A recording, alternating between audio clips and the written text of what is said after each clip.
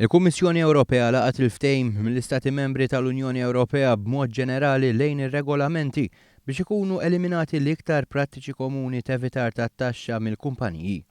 La darba f'post tal-leġislazzjoni ġib fit-tmiemhom l-ikbar loopholes komuni użati minn kumpaniji kbar bħalissa biex jevitaw li jħallsu it-taxxa.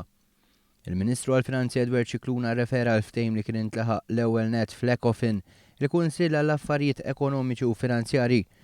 Tenna li wara ħidma u pressjoni li għamel pajjiżna, bil-ftehim mill-ħuq mhux se jkun hemm effett fuq is-sistema finanzjarja ta' pajjiżna. U aħna għamilniha ċara li l-Gvern u l-pajjiż kollu kemm hu u anke l-Oppożizzjoni kontra l-evażjoni tat-taxxa fuq skala internazzjonali, però lest li nikkooperaw u ninnegozjaw x'għandu bżonn isir biex tieqaf din l-evażjoni.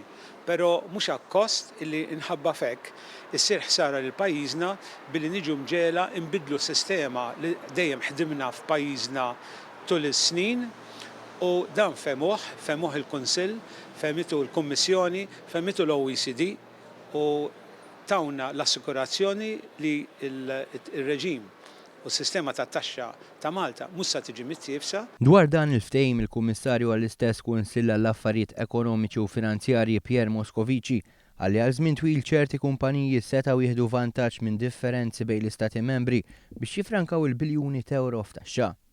Għaldaqstant feraħ lill-Istati Membri li qed jaħdmu flimkien biex jġibu l-bidliet meħtieġa biex jiżguraw li dawn il-kumpaniji jħallsu t-taxxa dovuta.